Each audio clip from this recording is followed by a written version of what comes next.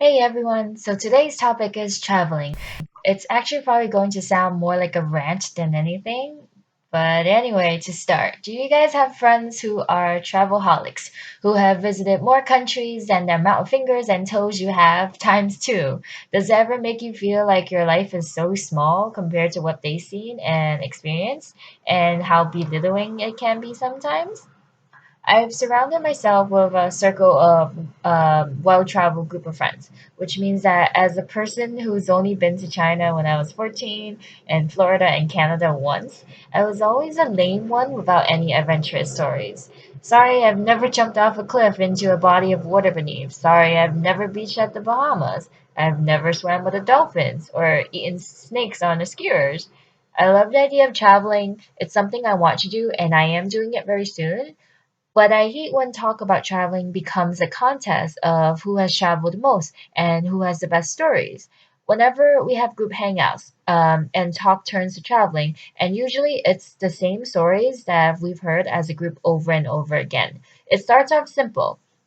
Like, oh hey, did I tell you guys about that time I almost slipped down the Grand Canyon? Yes, Samantha, I have heard the story before. Then Melanie would jump in with, oh, Grand Canyon's view was great, but so and so is much, much better. They talk about it for the fifth time, and I'll nod and go, wow, as if it's the first time I'm hearing it. By the end of their long-winded accounts of their amazing 2 weeks in wherever, they'll both turn and look at me and say, Leanne, you should go there. Why, thank you, Samantha and Leanne. It has never crossed my mind to travel. What a brand new idea this is. I love my friends and they love me, but sometimes I feel like they see me less of a person just because I haven't gone on a trip on my own. Like they see me as less adventurous just because I don't have enough stamps on my passport.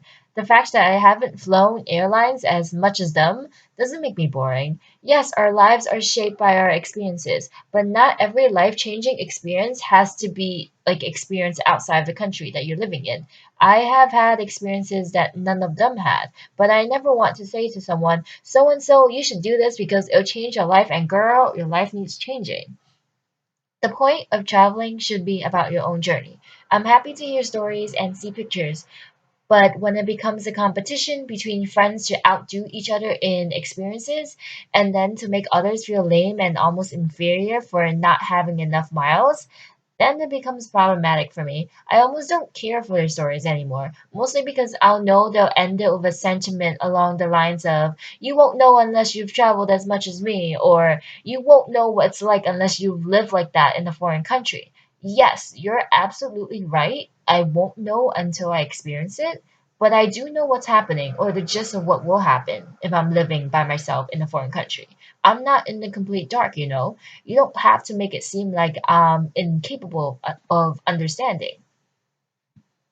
So very recently, I was taking a walk with two of my very best friends after dinner, and the topic of backpacking was brought up. Samantha and Melanie have some experiences with it, and they were exchanging old stories that we all heard before. So instead of listening to this retelling for what was possibly the third time, I just whipped out my phone and started texting someone else and walking a little further away from them.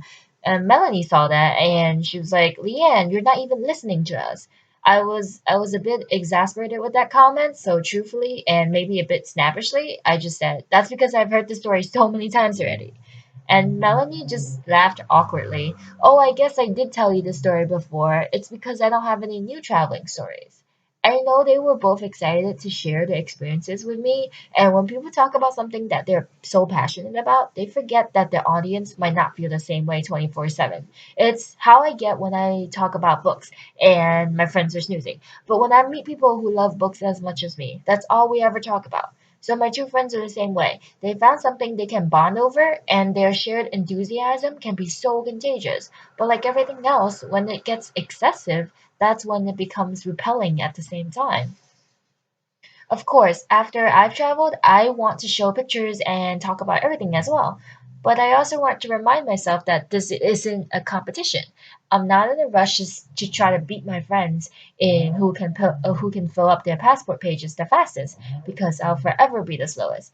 I don't want to be the person who starts every story with so when I was in Shanghai, when I was in London or Greece.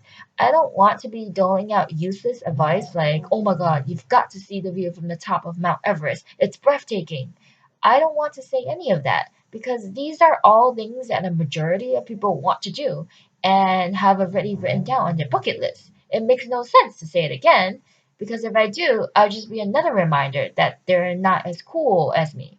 And as someone who's been in that situation more times than imaginable, I hate to make someone feel the same way.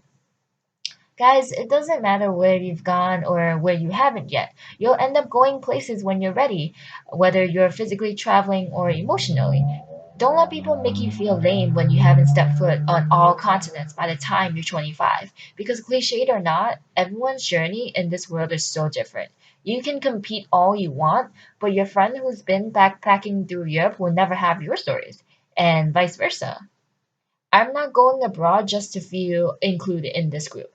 I'm going because the time has come for me to explore at a time in my life that I'm ready for. And I'm excited as heck to be doing it. And for you, you'll know when that time is, whether next month or 5 years. Just don't sweat it. That's it. Happy travels, everyone. I'll be headed overseas soon, so maybe I'll be sharing some stories when I come back, but I promise not to say, go visit here for a life changing event. All right. Bye, guys.